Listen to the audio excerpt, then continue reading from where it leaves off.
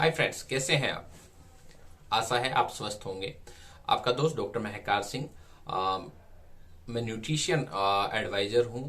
मेरी हमेशा कोशिश रहती है कि आप सब स्वस्थ रहें और कुछ ना कुछ नई चीज मैं आपके लिए लेकर के आऊं ताकि आप स्वस्थ रहें। आज मैं लेकर के आया हूं आपके लिए खाने में क्या हम खाएं, क्योंकि सबसे बड़ी आज के टाइम में यही प्रॉब्लम है। क्योंकि कोई ना कोई बीमारी से ग्रसित है, किसी ना किसी से बीमारी से कोई ना कोई ग्रसित है परिवार के अंदर। तो उसमें कई बार ऐसी प्रॉब्लम्स होती हैं कि क्या खाएं क्या ना खाएं, क्योंकि हम डॉक्टर्स के पास जाते हैं तो डॉक्टर सिर्फ आपको दवाई लिखता है। ठीक है, कभी भी वो ये नहीं आपको बताता है आपको ये खाना है ये नहीं खाना है ना। बीमारी बहुत ज्यादा बढ़ जाती है सिर्फ खाने पीने की वजह से। ठीक है, तो दोस्तों परहेज बहुत ज्यादा जरूरी है, और क्या हमें क्या खाना है क्या नहीं खाना है इस पूरी वीडियो के अंदर मैं ये आपको बताऊंगा। इस पूरी वीडियो को जरूर देखें। अगर आप अपने परिवार से प्यार करते हैं तो ये वीडियो आपके परिवार के लिए बहुत खास है। इस वीडियो को जरूर आप देखें।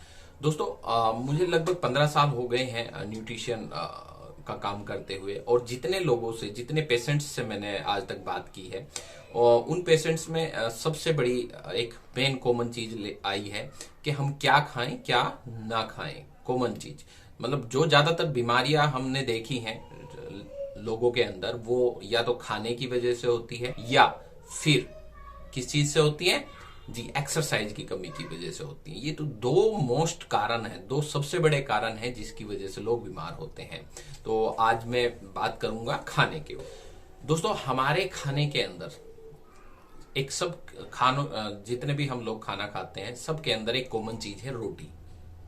जी दोस्तों, रोटी नॉर्मली आपने पता भी है कि रोटी हम खाते हैं। क्यों खाते हैं आप कमेंट्स कर सकते हैं।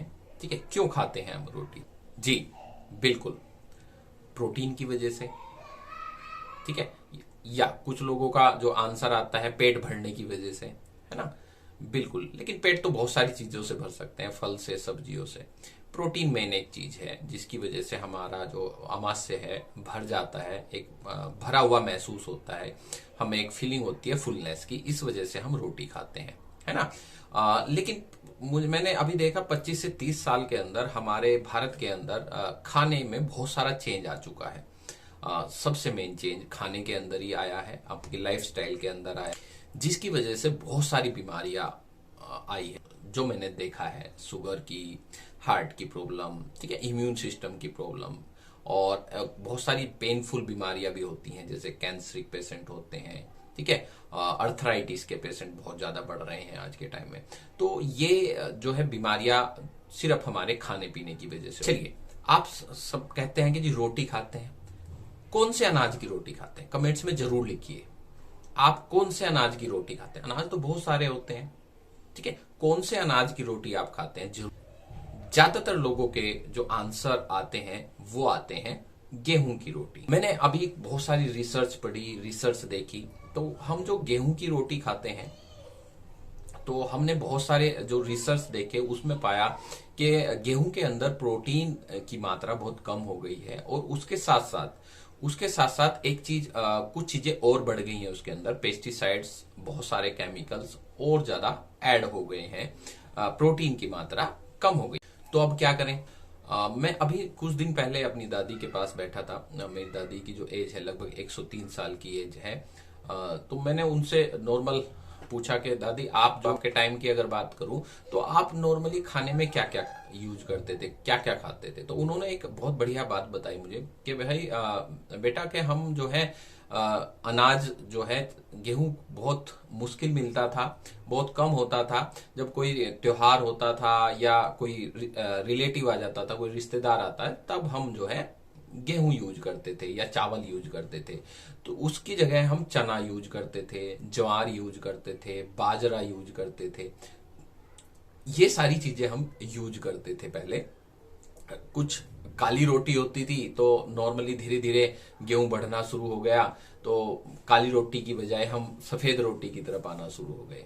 तो दोस्तों जब की दादी की बात मैं कर रहा हूं, उसके साथ साथ वो एक चीज और बहुत अच्छी उन्होंने बताई, वो दूध भी बहुत पीते थे उस टाइम। पूरा परिवार के जो लोग हैं उस टाइम के लोग जो हैं, और वो गुड़ खाते थे। ठीक है, वो घी बहुत ज्यादा खाते थे। ठीक है, तो तो ये सारी चीजें खाते थे, लेकिन फिर भी बहुत कम लोग थे जो हार्ट की या शुगर की इस तरीके की बीमारियों से ग्रसित थे। तो ये कहीं ना कहीं सोचने वाली बात है। तो जब मैंने इसको थोड़ा सा और रिसर्च किया तो कुछ चीजें मिली, वो मैं आपको जरूर शेयर करना चाहूंगा। मैंने देखा अनाजों में बहुत अंतर। नॉर्मली गेहूं से प्रॉब्लम सिर्फ इसी वजह से नहीं आ रही है कि पेस्टिसाइड या केमिकल है, एक चीज और है।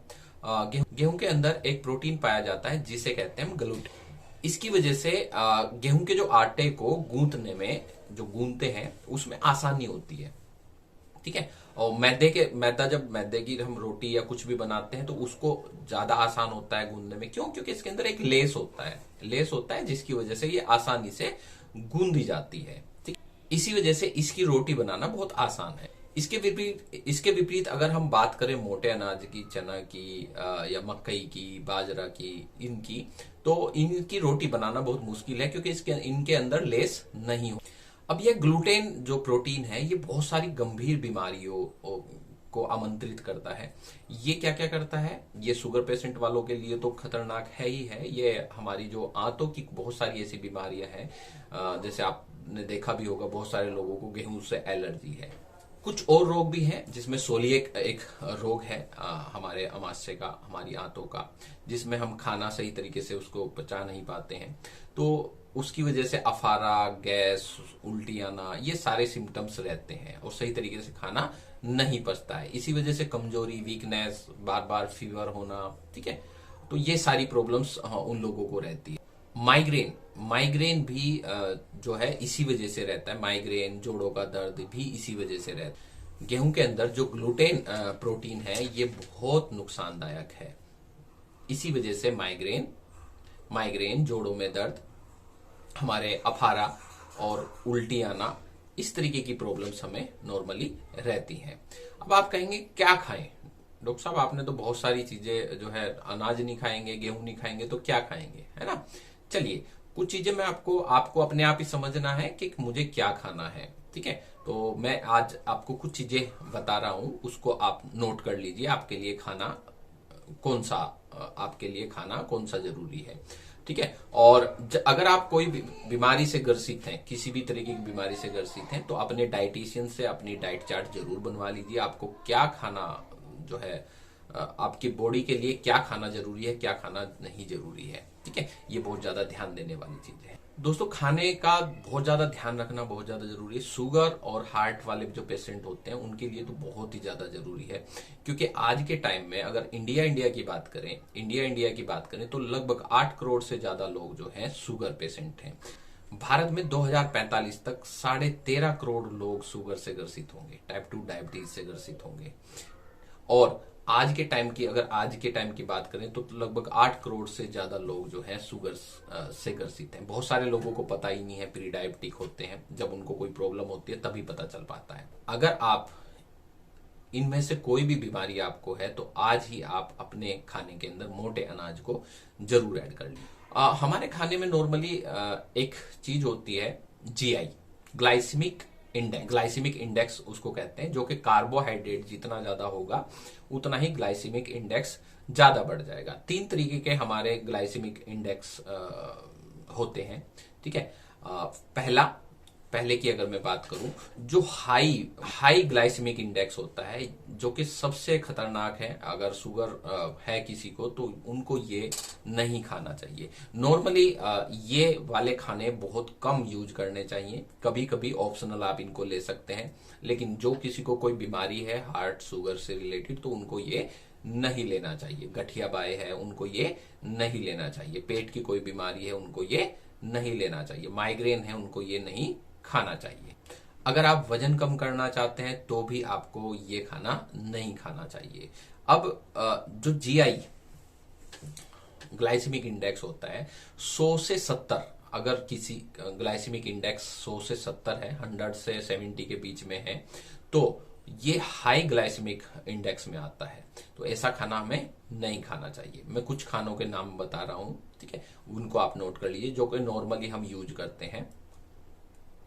जैसे अनाज में सफेद चावल, ग्लाइसेमिक इंडेक्स जो है 73 है। मुरमुरे 82 है। रोटी है वो 75 है, 75 उसका ग्लाइसेमिक इंडेक्स है।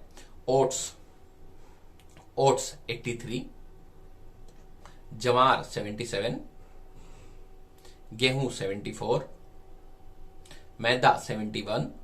अगर सब्जियों की बात करें तो सफेद आलू जिसकी ग्लाइसेमिक इंडेक्स है 70, कद्दू का जो इंडेक्स है वो 75 है। फलों की अगर बात करें, तरबूज है 76 है, गुड़ है 84 है, केक है लगभग 84 के करीब है।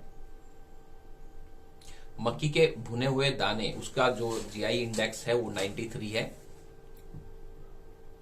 कुकीज, जितने भी कुकीज बिस्किट्स आते हैं उनकी 70 के करीब है। तो ये खाने बहुत ज्यादा नुकसान पहुंचा सकते हैं आपको, तो ये आप अपने खाने के अंदर बिल्कुल बंद कर दीजिए जी। मध्यम जो मॉडरेट होते हैं उसमें अनाज की अगर बात करें तो राई 64, भूरे रंग के चावल 50, खसखस 65, बासमती के जो चावल होते हैं उनका जो ग्लाइसेमिक इंडेक्स है वो 55 है। सब्जियों में रतालू 61 है, और शकरकंद भी जो है 69-70 के करीब है। तो शकरकंद भी वो हाई ग्लाइसेमिक की साइड में ही होती है, लेकिन जो शुगर वाले पेशेंट होते हैं उनको ये नहीं खाना चाहिए। पपीता 60 है, खरबूजा 65, अनानास 59, किशमिश 64, आइसक्रीम 57, शहद 61, टेबल शुगर 63, भूरी शक्कर 64, नूडल्स 53,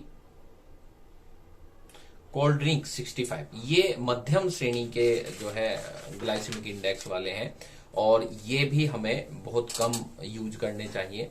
और जो कम ग्लाइसेमिक इंडेक्स है, जिनको शुगर की प्रॉब्लम है, हाई बीपी की प्रॉब्लम है, या जिनको गठिया है, रोमेटाइटिस अर्थराइटिस है, या इम्यून सिस्टम की कोई बीमारी है, तो उनको खाना क्या चाहिए, ये खाना चाहिए। मैं इसमें थोड़ा सा बता रहा हूं आपको, ये आप अपने लिए नोट कर सकते हैं जो भी आप खाते हैं। अनाज में जौ आप ले सकते हैं, जौ का जो ग्लाइसेमिक इंडेक्स है 28 है। दलिया 55, चोकर 52, मूंगफली 13, पोहा बहुत, चोकर युक्त गेहूं 54, हरा चना 38, लोबिया 33, लोबिया बहुत बढ़िया है, जीआई इंडेक्स जो है वो 38 के करीब है। लोबिया का ग्लाइसेमिक इंडेक्स जो है 30, छोले 28, सोयाबीन 15, इसलिए सोयाबीन को बहुत अच्छा मानते हैं प्रोटीन के लिहाज से भी और ग्लाइसेमिक इंडेक्स के हिसाब से। राजमा 29, भिंडी जो है अगर सब्जियों की बात, भिंडी 20, हरी सेम 32, प्याज 10, और पत्ता गोभी जो है 0 से 10 के करीब होती है। हरी मटर 20, मूली 8, बैंगन 15, गोभी 10, गाजर 16, ब्रोकली लगभग 10 ग्लाइसेमिक इंडेक्स होता है ब्रोकली का। काली मिर्च 15, टमाटर 15।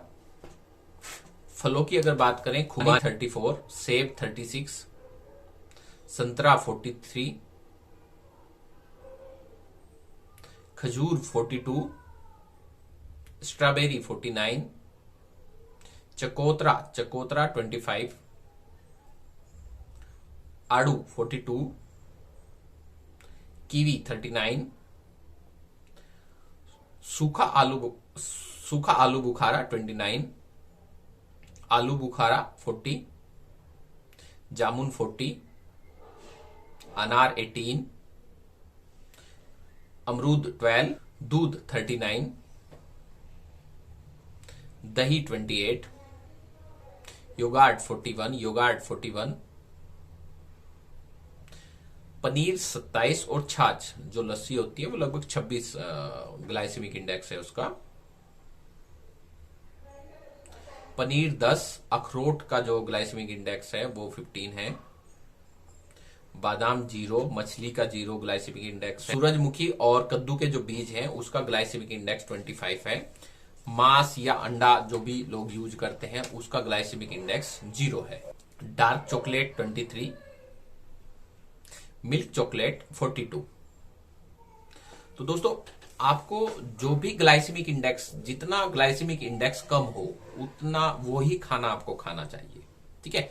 तो ग्लाइसेमिक इंडेक्स खाना जो अगर किसी का लो है जिस खाने का, उसको आपको खाना चाहिए। अब कैसे आप इसको थोड़ा सा, कई बार डब्बा बंद आप खाना खाते हैं तो कोशिश कीजिए डब्बा बंद जो भी खाना है या फ्रूट्स है वो बिल्कुल भी यूज मत कीजिए, जूसेज है वो बिल्कुल भी यूज मत कीजिए। कोशिश कीजिए ताजे फल, ताजी सब्जियां आप यूज करें, ठीक है, वो ज्यादा अच्छा है। धुली हुई दालों की बजाय आप साबुत दालों को अगर यूज करेंगे तो बहुत बढ़िया है।